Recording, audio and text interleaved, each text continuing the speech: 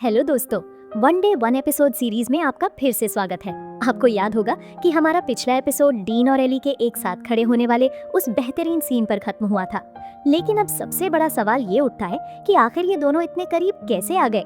इसी सवाल का जवाब हमें अब मिलने वाला है। कहानी आगे बढ़ती है और हम देखते हैं कि एक शानदार करियोके नाइट के बाद एली गैरेट के लिविंग रूम में सोफे पर गहरी नींद में सो रही होती है।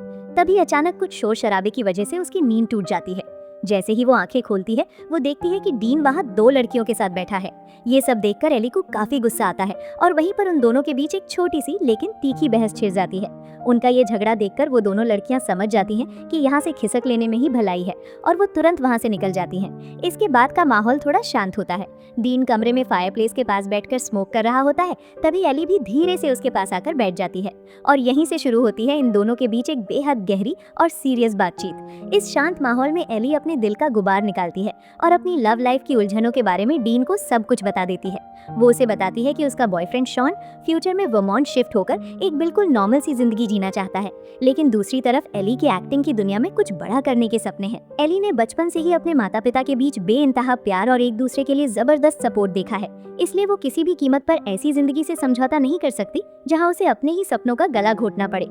एली की ये सारी बातें सुनकर डीन उसकी फीलिंग्स को समझता है और उसे एक ऐसी कमाल की सलाह देता है जो सीधे दिल पर लगती है। वो कहता है, जो इंसान हमसे सच्चा प्यार करता है वो हमारे सपनों को भी समझता है, और जो हमारे सपनों को नहीं समझ सकता उसे हमारी जिंदगी में रहने का कोई हक नहीं है।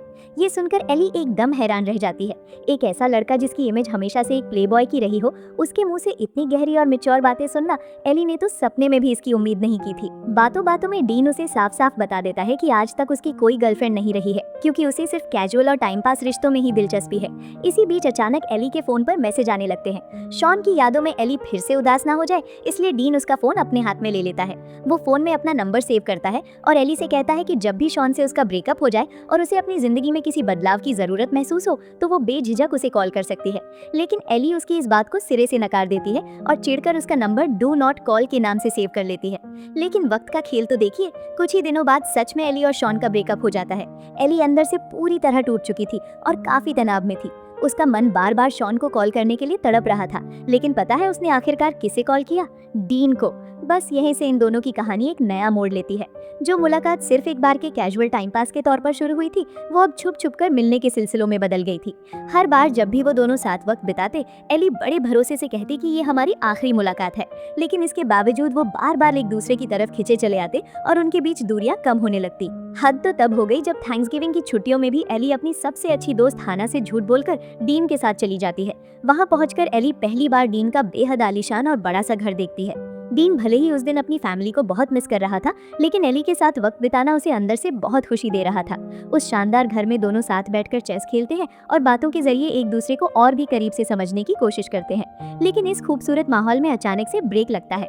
हाना का एक फोन कॉल एली को सपनों की दुनिया से खींचकर वापस हकीकत में ला पटकता है। उसे अचानक इस बात का गहरा एहसास होने लगता है कि वो अपनी बेस्ट फ्रेंड हाना से बातें छुपाकर उसे बहुत बड़ा धोखा दे रही है। साथ ही शॉन से ब्रेकअप हुए अभी कुछ ही दिन बीते थे, ऐसे में तुरंत किसी और के साथ रिश्ते में जुड़ना भी उसे बिल्कुल सही नहीं लग रहा था। बस इसी गिल्ट और उलझन में फंसी एली अचानक ही वहां से बिना कुछ सोचे समझे निकल जाती है। एली का इस तरह अचानक चले जाने से डीन पूरी तरह कंफ्यूज हो गया था। उसे समझ ही नहीं आ रहा था कि आखिर हुआ क्या है। उसने कभी सपने में भी नहीं सोचा था कि उनका ये सीक्रेट रिश्ता इस तरह अचानक टूट जाएगा। वहीं दूसरी तरफ कहानी में एक अलग ही ट्रैक चल रहा था। हाना और गैरेट अपनी लव लाइफ में बेहद खुश थे और उनका रिश्ता बड़ी ही खूबसूरती से आगे बढ़ रहा था। एक दिन की बात है, हाना अपने आने वाले म्यूजिक शोकेस के लिए एक गाने की प्रैक्टिस कर रही होती है। तभी गैरेट वहां आ जाता है। हाना बड़े चाव से उसे अपनी नई धुन सुनाती है। उसकी आवाज और धुन तो बहुत प्यारी थी, लेकिन गैरेट को उन लिरिक्स का मतलब बिल्कुल समझ नहीं आ रहा था। सच कहूँ तो खुद हाना भी उन शब्दों से कुछ खास खुश नहीं थी। लिरिक्स जस्टिन ने लिखे थे और हाना को लग रहा था कि उन्हें पूरी तरह से बदलना पड़ेगा। लेकिन टेंशन की बात ये थी कि शोकेस में अब सिर्फ 2 ही हफ्ते बचे थे। दरअसल पहले हाना को जस्टिन पर थोड़ा क्रश था, शायद इसीलिए तब उसे वो लिरिक्स अच्छे लगे थे। पर अब वो इसी सोच में डूबी थी कि जस्टिन को बिना बुरा लगाए ये कैसे बताए कि उसके लिखे शब्द काम नहीं कर रहे हैं। और पता है उसने अपनी ये सारी उलझने गैरेट को कैसे बताई? बड़े ही मजेदार अंदाज में, एक गाने की तरह गाकर। अपने इस मजेदार गाने के आखिर में उसने मजाक मजाक में ये भी गा दिया कि गैरेट उससे कितना प्यार करता है। लेकिन यहाँ माहौल अचानक से सीरियस और रोमांटिक हो जाता है। गैरेट कोई मजाक नहीं करता, बल्कि पूरी शिद्दत और सच्चाई से हाना की आंखों में देखकर कहता है कि वो सच में उससे बहुत प्यार करता है। ये सुनकर हाना भी अपने जज्बात नहीं रोक पाती और अपने प्यार का इजहार कर देती है। दोनों का पहली बार एक दूसरे से आई लव यू कहने का वो पल सच में बहुत ही प्यारा और जादुई था। इस खूबसूरत मोमेंट के बाद हाना कुछ दिनों के लिए गैरेट के घर शिफ्ट होने का फैसला करती है। इसी बीच हम देखते हैं कि हाना और एली एक साथ बैठकर अपनी अपनी लव लाइफ के बारे में गहरी बातें कर रही हैं। एली के दिमाग में अभी भी वही पुरानी कश्मकश चल रही थी। उसे लग रहा था कि शॉन से ब्रेकअप होने के इतने जल्दी बाद किसी और रास्ते पर बढ़ना कहीं उसकी बहुत बड़ी गलती तो नहीं है। उसके मन में एक गिल्ट था कि क्या उसने अपने पिछले रिश्ते को बचाने की पूरी कोशिश नहीं की। ऐसे में एक सच्ची दोस्त की तरह हैना उसे समझाती है और तसल्ली देती है। वो एली से कहती है कि अगर शॉन उसके लिए सही इंसान नहीं था तो आगे बढ़ने में कोई बुराई नहीं है और जिंदगी में सही वक्त आने पर कोई सही इंसान जरूर मिलेगा। हैना की बातें सुनकर एली को थोड़ी राहत तो मिलती है, लेकिन वो साफ कर देती है कि फिलहाल वो किसी भी तरह के सीरियस रिलेशनशिप में पड़ना नहीं चाहती। एली हैना से साफ कहती है कि उसे बस अपने रूटीन से एक ब्रेक चाहिए, इसलिए वो एक कैजुअल हुकअप चाहती है। लेकिन हैना अपनी दोस्त को बहुत अच्छे से जानती है। उसे पता है कि एली के लिए बिना इमोशंस के कोई रिश्ता निभाना लगभग नामुमकिन है, क्योंकि वो हमेशा से रिलेशनशिप्स को बहुत सीरियसली लेती आई है। खैर जो भी हो, हैना हमेशा की तरह अपनी दोस्त का साथ देने का वादा करती है। अब सीन शिफ्ट होता है उसी रेस्टोरेंट में जहाँ एली और हैना काम करती हैं। आज यहाँ हॉकी टीम का एक बहुत ही जरूरी फंडरेजर इवेंट चल रहा है। इस पूरे इवेंट का करता धरता लोगन है। इवेंट में माहौल सेट करने के लिए जस्टिन का बैंड भी परफॉर्म कर रहा है। इसी बीच डीन एली पर लाइन मारने का कोई मौका नहीं छोड़ता और उसे इम्प्रेस करने की पूरी कोशिश करता है। पहले तो एली उसे बिल्कुल भाव नहीं देती और कहती है कि वो ऐसी वैसी लड़की नहीं है, लेकिन तभी गेम पलट जाता है। डीन और गैरेट की टेबल पर कुछ और लड़कियों को फ्लर्ट करता देख एली को अचानक से जेलसी होने लगती है। जलन के मारे एली आखिरकार डीन से बात करने चली जाती है। दोनों एक फोटो बूथ के अंदर जाते हैं जहां एली उसे एकदम क्लियर शब्दों में बता देती है कि ये सब सिर्फ मजे के लिए है, इसमें कोई सीरियस फीलिंग्स या कमिटमेंट नहीं होगा। इतना कहकर वो डीन को रात में अपने घर आने का इन्विटेशन देती है और वहां से निकल जाती है। उधर गैरेट कल होने वाले एक बहुत बड़े और टफ मैच की टेंशन में घुला जा रहा है। सामने वाली टीम बहुत खतरनाक है, इसलिए उनका ये मैच जीतना बेहद जरूरी है। हैना उसे रिलैक्स करने की कोशिश कर ही रही होती है, तभी डीन माइक पर ऑक्शन विनर्स के नाम अनाउंस करने लगता है और यहीं पर होता है सबसे बड़ा ब्लंडर। ऑक्शन के एक प्राइज में famous hockey player Phil Graham से मिलने का मौका रखा गया था, जो असल में गैरेट के पिता थे। ये सब कुछ लोगन ने गैरेट से एक बार भी पूछे बिना अरेंज कर दिया था। गैरेट को ये बिल्कुल बर्दाश्त नहीं था कि उनके पिता का नाम इस तरह बीच में घसीटा जाए। वो सीधा जाकर लोगन पर बुरी तरह फट पड़ता है और दोनों के बीच भयंकर बहस हो जाती है। लोगन भी अपने गुस्से पर कंट्रोल नहीं रख पाता और उसे सुनाते हुए कहता है कि हम जैसे आम प्लेयर्स को हॉकी खेलने के लिए पैसों का कितना स्ट्रगल करना पड़ता है, हमारे लिए ये फंडरेजर बहुत मायने रखते हैं। ये कहकर लोगन वहां से झल्लाते हुए चला जाता है। अभी इस ड्रामे की आग ठंडी भी नहीं हुई थी कि इवेंट में एक नया बखेड़ा खड़ा हो जाता है। स्टेज पर परफॉर्म कर रहा जस्टिन बिना हैना की परमिशन के अपना लिखा हुआ नया गाना पूरी पब्लिक के सामने गाने लगता है। अपने खुद के गाने को बिना पूछे इस तरह इस्तेमाल होते देख हैना को बहुत बड़ा झटका लगता है और उसका मूड पूरी तरह खराब हो जाता है। गाना खत्म होने के बाद जब जस्टिन खुशी खुशी स्टेज से नीचे आता है तो हैना गुस्से में उससे पूछती है कि उसने अधूरा गाना सबके सामने क्यों गाया। वो साफ कह देती है कि उन लिरिक्स का कोई सिर पैर नहीं है और उन्हें सब कुछ एकदम शुरू से लिखना होगा। हैना की ये बातें सुनकर जस्टिन का पारा हाई हो जाता है। उसे इस बात पर बहुत गुस्सा आता है कि हैना बार बार उसके लिखे लिरिक्स को बकवास बता रही है। वो चिढ़कर कहता है कि अगर ऐसा है तो वो अपने गाने खुद ही लिख ले और गुस्से में पैर पटकते हुए वहां से चला जाता है। इसके बाद हैना और गैरेट साथ बैठकर इस पूरे ड्रामे के बारे में बात करते हैं।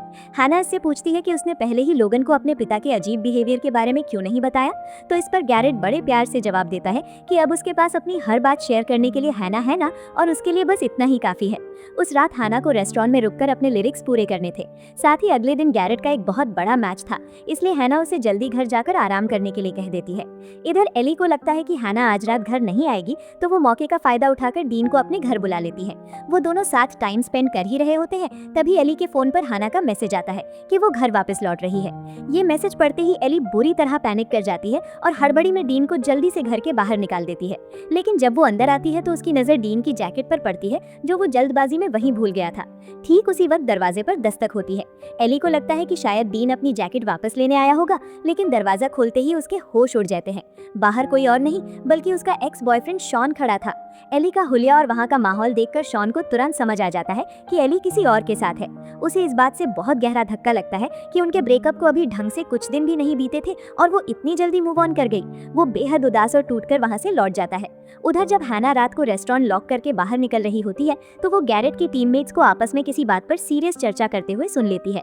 वो सब कल होने वाले मैच की ऑपोजिट टीम सेंट एंथनीज के एक नए प्लेयर एरन डिलेनी के बारे में बात कर रहे थे। वो आपस में बात कर रहे थे कि एरन कोई मामूली खिलाड़ी नहीं है और अगर कल के मैच में उन्होंने गैरेट के प्लान के हिसाब से नहीं खेला तो उनके लिए जीतना लगभग नामुमकिन है। लेकिन जैसे ही हैना के कानों में एरन नाम पड़ता है उसे अचानक एक अजीब सी बेचैनी होने लगती है।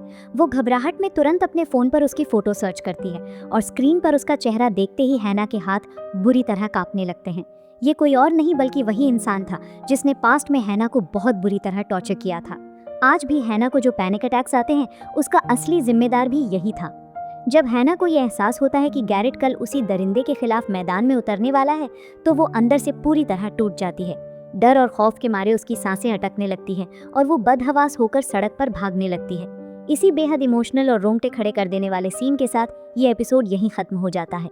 हैना का वो खौफनाक अतीत एक बार फिर उसे डराने के लिए लौट आया है और अब ये देखना बहुत दिलचस्प होगा कि इसका हैना और गैरेट की जिंदगी पर क्या असर पड़ेगा। क्या हैना अपने सबसे बड़े डर का सामना कर पाएगी? ये सब हम जानेंगे इसके अगले एपिसोड्स में। अगर आपको ये एक्सप्लेनेशन पसंद आई हो तो वीडियो को लाइक करें और कमेंट्स में अपनी राय जरूर बताएं। ऐसी ही और कमाल की एक्सप्लेनेशंस के लिए चैनल को सब्सक्राइब करना ना भूलें। मिलते हैं बहुत जल्द इसके अगले पार्ट के साथ।